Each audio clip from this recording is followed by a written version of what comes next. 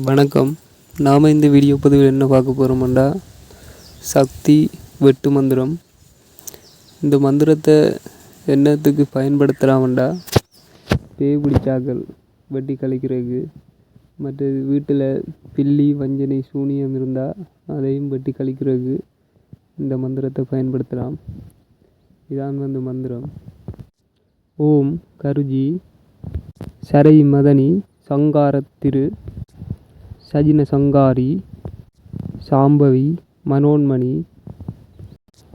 கங்கர் பரப்புர விதிரி சூலி சங்காரி தாண்டவி மாஜி பரப்புர மிதகனி திரிபுர சங்காரி சண்டி சண்டப்புர சண்டி சாமுண்டி மஜிட சங்காரி சகப்புர சோதி சர்வதயாவரி பில்லி வஞ்சனை சூனியம் எதிரேத்து சர்வ வஞ்சனைகளும் தகனி எரியரி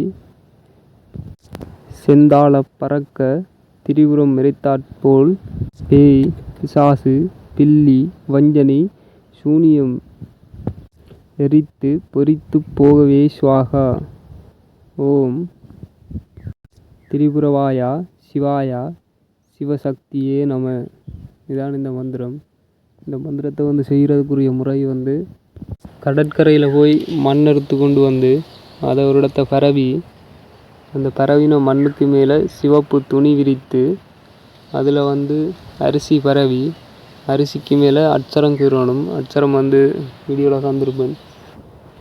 அட்சரம் கீறிட்டு அதுக்கு மேலே பூ வச்சுட்டு அதுக்கு சந்தனம் மஞ்சளும் கரைச்சி தெளிக்கணும். தெளிச்சிட்டு அதற்கு மேலே 9 மடை வைக்கணும். 9 மடையிலையும் 9 எலும்பிச்சங்காய் எடுத்து வைக்கணும். அந்த வைக்கிற எலும்பிச்சங்காய்க்கும் சந்தனம் மஞ்சள் பூசி தான் வைக்கணும். ஒரு தேங்காய் ஒன்று எடுக்கணும். தேங்காய்க்கு முடி சீவி அந்த தேங்காய்க்கும் மஞ்சள் சந்தனம் பூசி தேங்காயில் 9 திரி குத்தி வைக்கணும். அதையும் எடுத்து மடையில் வைக்கணும். வச்சுட்டு பாதிக்கப்பட்டவரை இருக்க வச்சு இந்த 9 காயும் வெட்டணும். பேசிக்காயும் அது வெட்டி சரி ஒரு ஆட்டிக்கு கடப்படியில் கொண்டு வச்சு மஞ்சள் தெளிச்சிட்டு திறப்பட்ட அட்சரத்தை நிலத்தில் வரையணும். வரைஞ்சிட்டு அந்த திரிக்குத்தின தேங்காயை கடப்படியில் வச்சு கடக்க வச்சு வெட்டு விடும்.